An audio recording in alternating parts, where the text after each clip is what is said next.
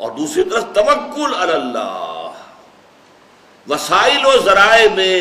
نتیجہ خیزی کی کوئی صلاحیت نہیں ہے۔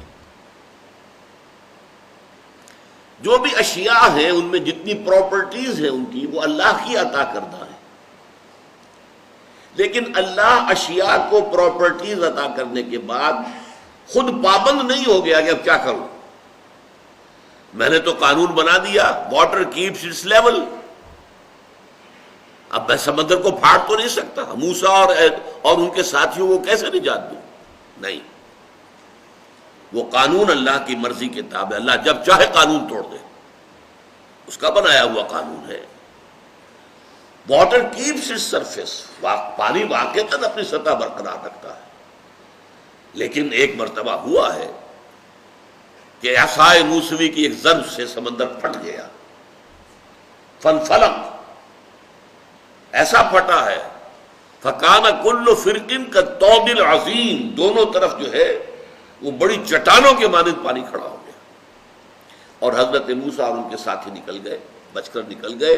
اور جب فرعون اور اس کا لشکر آیا وہ دونوں پارٹ آپس میں مل گئے اور غرق ہو گئے۔ ایسا نہیں ہے کہ اللہ تعالیٰ نے آگ میں جلانے کی صلاحیت پیدا کی ہے تو اب اللہ کے ہاتھ بن گئے، میں کیا کروں، میں تو کچھ نہیں کر سکتا۔ یہ نمرود نے آگ کا الاؤ جلا دیا اور ابراہیم کو اس میں پھینک رہا ہے، نہیں، قلنا یا نار کونی بردن وسلاما علی ابراہیم، وہ آگ اللہ کے حکم کی پابند ہے، تابع ہے، ہم نے اسے حکم دیا کہ اے آگ ٹھنڈی ہو جا اور سلامتی بن جائے ابراہیم کے حق میں، اس نے ابراہیم کو نہیں جلایا۔ البتہ یہ نوٹ کر لیجیے، یہ روز روز نہیں ہوتا، اگر روز روز ایسا ہوتا تو پھر تو کوئی سائنس ممکن ہی نہیں تھی۔ یہ properties of the matter, laws of chemical and physical change جو دنیا میں ہے، یہ کم و بیش مستقل ہے،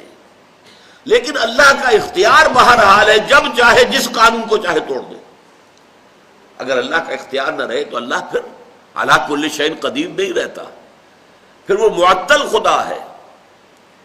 وہ ثم استوى علی العرش یدبر الامر من السماء الی الارض،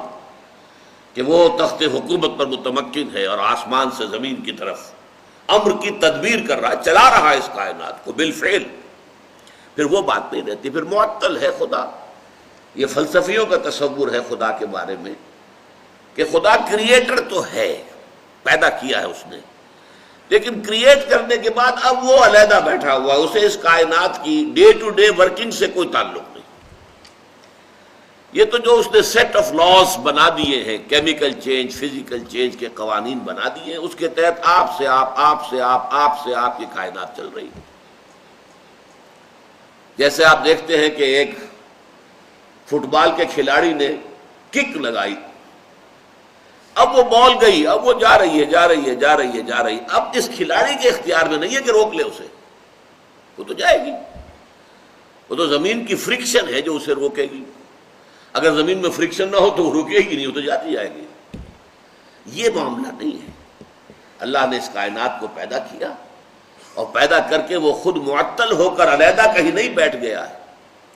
بلکہ وہ اس کو کنٹرول کر رہا ہے، ہر آن ہر لحظہ اس کا حکم، اس کا اذن،